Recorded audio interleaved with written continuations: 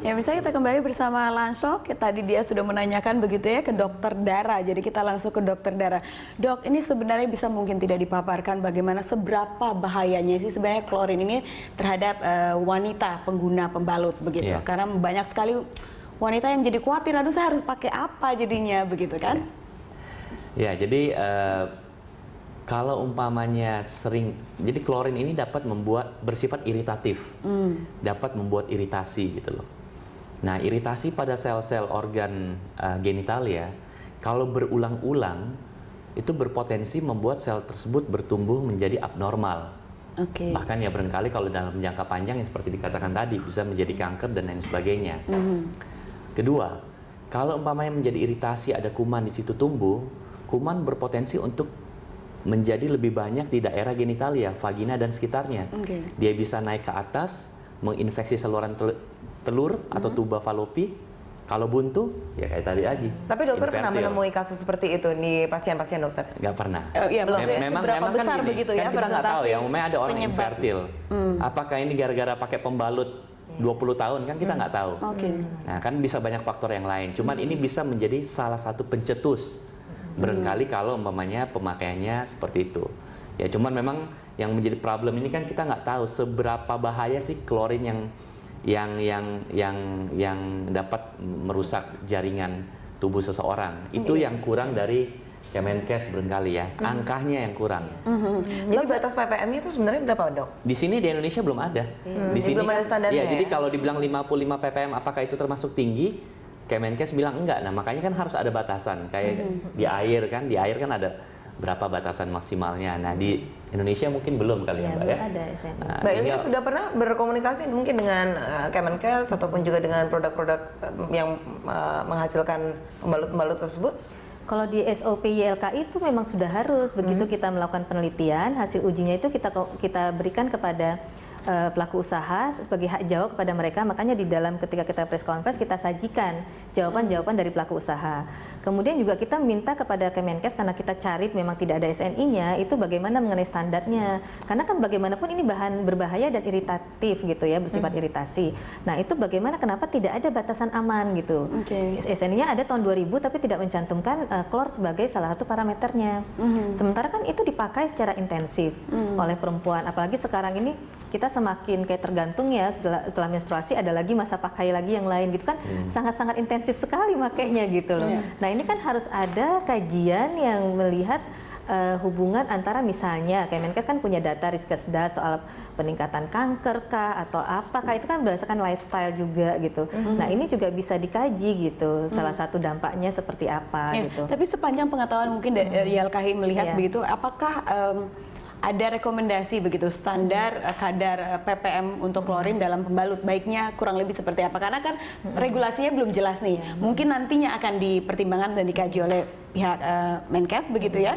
Tapi apakah ada rekomendasi mungkin melihat dari di luar negeri, peraturan luar negeri, atau bagaimana dari YLKI bagaimana? Kalau FDA dia melihat bahwa seperti disebut oleh Pak Dokter Dara, itu kan memang dia dari tampon dan memang pads. Kita di sini juga ada kita cantumkan standar dari FDA di Amerika. Mereka harus klorin free. Jadi di bahan pembuat dari padsnya. Tapi itu tidak bisa benar-benar free. Jadi akhirnya mereka ke batas deteksi minimalnya itu sampai 1 ppm. Itu masih ditolerir gitu. Nah, setelah itu ya itu mungkin termasuk dalam kategori bahaya, apalagi ya itu melihat intensifnya kita memakai gitu ya. Itu kan juga termasuk pengaruh gitu. Kadang-kadang kan tubuh kalau udah nggak pakai mungkin recovery ya Pak ya, ya dokter ya. Tapi setelah kalau makainya terus-menerus itu dampaknya seperti apa gitu dalam waktu berapa tahun gitu. Nah, itu kan harus ada kajian yang intensif lagi mengenai masalah ini gitu. Nah, dokter, kalau klorin ini memang sudah ditemukan di produk pembalut, kira-kira ada di produk-produk apa lagi nih mungkin yang dipakai Tadi juga? sempat saya bicara sama Ibu ya, yang kita khawatir justru yang baby. Pampers ya? juga, karena ini kan kurang lebih sama kan, ya? untuk menyerap juga, berwarna putih dan juga. kemungkinan menggunakan klorin dan juga bahan bakunya mirip ya. Anak-anak kecil ini, saya juga punya balita ya, ya tentunya kan lebih rawan. Sensitif. Dan nggak bisa protes ya dok ya, nggak bisa protes dia. Ya makanya, apalagi kalau sering ya, kadang-kadang ada yang namanya diaper rash ya. Kalau sering lama nggak diganti itu kan iritasi lama-lama ya. Kalau memang bahaya, wah ini harus ya harus diwaspadai Iya, gitu loh. oke. Makanya menurut saya Standarnya Kemenkes benar-benar harus memperhatikan benar masalah ini gitu loh. Oke, Ya, baik. kita ke ujung telepon dulu, sudah ada Ya. telepon, ternyata Ibu Putri. Dari Selamat siang, Bu Tangerang Putri. ya. Halo, selamat siang. Iya, selamat siang Bu Putri. Dok, saya mau nanya. Silakan Ibu, boleh dikecilkan sedikit suara televisinya Ibu? Ini udah nggak deket TV. Iya, baik. Silakan Ibu Putri dengan komentar Anda. Bisa tolong disebutin beberapa merek yang menggunakan klorin atau bisa disebutin merek apa sih yang aman gitu? Kan saya biasanya pakainya yang herbal, kayak apa ya mereknya lupa ya. Pembalut-pembalut herbal gitu, karena jarang yang beli Baik. yang Ya, Ibu Putri, kami sudah menangkap maksud Anda. Kira-kira apa saja merek-merek yang kemarin ditemukan ada klorinnya gitu. Kurang lebih seperti itu, Mbak Ilyas. Ya, kita kan sudah menyajikan data. Data itu kalau kita melakukan penelitian Pak ada dua fungsinya. Satu test for protest atau untuk advokasi. Seperti ini kan LSNI-nya belum ada. Yang kedua test for guideline sebagai panduan bagi konsumen.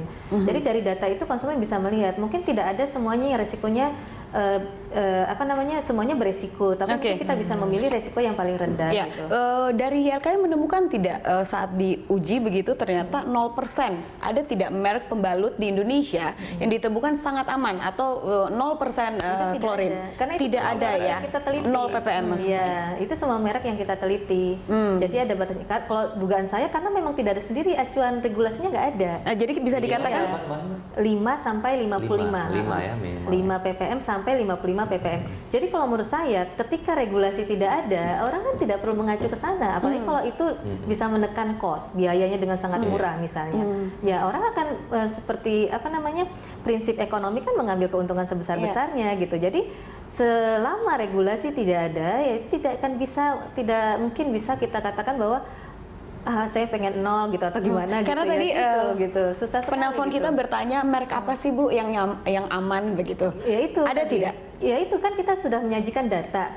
Pilihannya tinggal tergantung konsumen gitu. Apalagi ini juga kadang-kadang kan bersifat individual ya. Kesensitivitasnya mungkin berbeda-beda antar manusia. Tapi yang kita sajikan ini adalah data yang kredibel dari lab yang terakreditasi dan kita tidak punya kepentingan apapun karena ini tidak dibayar oleh siapapun gitu. Kecuali oleh YLKI sendiri. Jadi ini kita dengan data inilah konsumen bisa cukup cerdas untuk bisa memilih mana resikonya yang terendah bagi dirinya sendiri ataupun berdasarkan pengalaman pribadi gitu. Kalau memang klorin ini zat yang cukup berbahaya dan dilarang oleh Permenkes, lantas kira-kira harusnya menggunakan zat apa sehingga fungsinya sama? Kami akan kembali setelah jeda pariwara berikut, namun Anda juga bisa berinteraksi dengan nomor telepon yang sudah tertera pada layar Anda.